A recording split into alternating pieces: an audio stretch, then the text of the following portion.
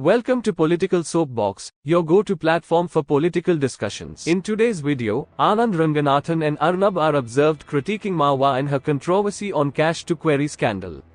On the 15th of October this year, Nishikant Dubey, a member of parliament representing the Bharatiya Janata Party, made grave accusations against Mahua Moitra, a fellow MP from the Trinamool party. Dubey alleged that Moitra had received cash and gifts from businessman Darshan HIRANANDANI in exchange for posing specific questions in the parliament. In response to these allegations, MP Dubey formally lodged a complaint with the Lok Sabha Speaker, Om Birla, seeking an inquiry into Moitra's actions and urging her immediate suspension. In his complaint, Dubey raised disturbing allegations of corruption and unethical behavior on Moitra's part.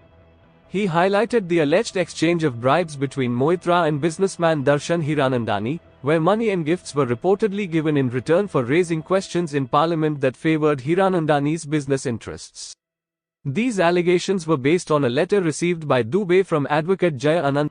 Dubey further asserted that out of the 61 questions raised by Moitra, 50 appeared to be geared towards protecting and promoting HIRANANDANI's company, often targeting rival business conglomerates like the ADANI group. He argued that this supposed conspiracy had gone unnoticed because Moitra, as an opposition leader, openly criticized the government while secretly serving her own agenda by allegedly aiding business interests. Dubey drew parallels between Moitra's alleged misconduct in parliament and the infamous cash for query scandal of December 2005. He contended that Moitra's actions should be considered a breach of privilege, a contempt of the House, and a violation of Section 120A of the Indian Penal Code. Dubey emphasized that the recent revelation of Moitra's quid pro quo arrangement with a businessman had exposed her public image of morality as a deceptive facade. He described it as a Machiavellian camouflage that she used to conceal her alleged criminal activities while projecting herself as a firebrand member of parliament. Darshan HIRANANDANI, the businessman at the center of these allegations, serves as the CEO of the HIRANANDANI Group, a prominent real estate company based in Mumbai. The group has diversified into various sectors, including health, education, energy, hospitality, and data centers, and has recently ventured into a technology-led consumer services business through Tez platforms. As we delve into today's content, I encourage you to hit the like and subscribe buttons if you find our discussion engaging and insightful. As far as Tausif Bhai is concerned, when he's saying that whole of India wants to know about and appreciates the questions that were asked of Adani, yes, I am including that whole of India. But he is a lawyer and a political analyst. He should know that there cannot be a quid pro quo in return for asking questions about whoever it may be, Modi, Adani, or anyone, Ambani. You cannot take money, you cannot take cash for questions. That is the issue here. The issue is not that somebody raised questions about Adani. So please get that fact right. Number two, amidst all the usual whataboutery and counterpoints that my great friend and younger brother Tehseen made, I do agree with one of his points. And let me explain that. I think it's a very important point that he's made. Swati, why is it that Mr. Sisodia and Mr. Jain and now Mr. Sanjay Singh have been either denied bail or are in judicial custody? It's not because Amit Shah or Narendra Modi has alleged something against them. It is because somebody who was a very close associate of theirs has turned approver. That is the reason. He is spilling the beans. And like what Mr. Tehseen Poonawalla has said here, the ex-boyfriend, whoever the partner may be, the allegations are serious, not because a BJP MP has made it, or because it goes to the Privileges Committee. They are serious because this is almost a first-hand account of what transpired. So almost it is an approver talking. Now here I do agree with Tehseen. When that the so-called approver, as I'm calling the lawyer, was privy to all this blatant criminality, I would say, and I'll come to that in a minute, what criminality is here that is constituted. He was privy to it as an officer of the law, officer of the court. It was his moral and ethical obligation to actually not oversee it. That he oversaw it makes him an approver. That means also criminally liable. I hope Tehseen agrees with me. So yes, he does have a point, but the point is that this whole story is murkier. Away from being murkier, it is serious because it is almost as if an approver is spilling the beans, not because some BJP minister has said. Now finally, you see, Mahua can build a mall with all those 34 pair of shoes or whatever it may be, Louis Vuitton or whatever it may be. I'm not concerned about that. What concerns me is, and let me quote here, a serious minister, sitting minister of BJP, he's just tweeted, it is true that this company was actively and aggressively lobbying for data localization. Language used in the parliamentary question is very similar. Linking need for data localization to data breaches to that used within the head of this company met me. This is what is serious, Swati. Not all those allegations or what goes on in people's personal lives. What is serious here is the allegation that this minister has made, not the minister who's actually used the wordings of the partner. Right. This is what is serious. This is what constitutes criminality and liability. And I hope the rest of your panelists please answer this specific question. Vivek Was Srivastava. there criminality and treachery on the part of a member of parliament to work on the behest of someone at the cost of the country? Vivek That is the Srivastava. issue.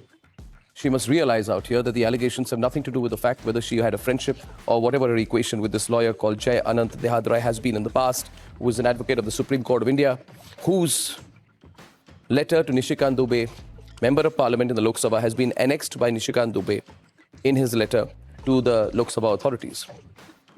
The fact of the matter is, ladies and gentlemen, that these allegations, which amount to a complaint to the Director, Central Bureau of Investigation, are part of a signed affidavit by Jai Anand Ranganathan, son of Anand Ranganathan, who is presently a lawyer and the advocate in the Supreme Court. So these are very, very strong allegations. I think Mahua Moitra has not understood the seriousness of the allegations yet, so she's trying to trivialize it. I think there are 7 questions I'd like to ask to Mahua Moitra, and I hope that she will answer them with some level of seriousness, not in the usual trivial nature in which she's known to speak. The first question is, in Parliament, why were there so many questions asked by Mahua Moitra which are directly related to the business interests of the HIRANANDANI group? And let me explain this. There are many, many business groups in the country. How is it that there is one business group whose interests seem to be at the core of Mahua Moitra's parliamentary questioning? More than 50% of the questions she's asking in a fixed period are related to the business interests of this group. My second question is, ladies and gentlemen, was the parliamentary questions route used by the HIRANANDANI group via Mahua Moitra? In other words, did they have some access to her parliamentary login? Or did they have access to her through which they would push their business interests or their questions through Mahua Moitra in Parliament? Now that gives one particular business group a lot of access to Parliament. One particular business group almost seems, if it has some leverage over a member of Parliament, can be in a situation to be directly questioning this ministry and that ministry's actions. And if it has camouflaged that through a member of Parliament, through Mahua Moitra, then Mahua Moitra can't avoid that questioning.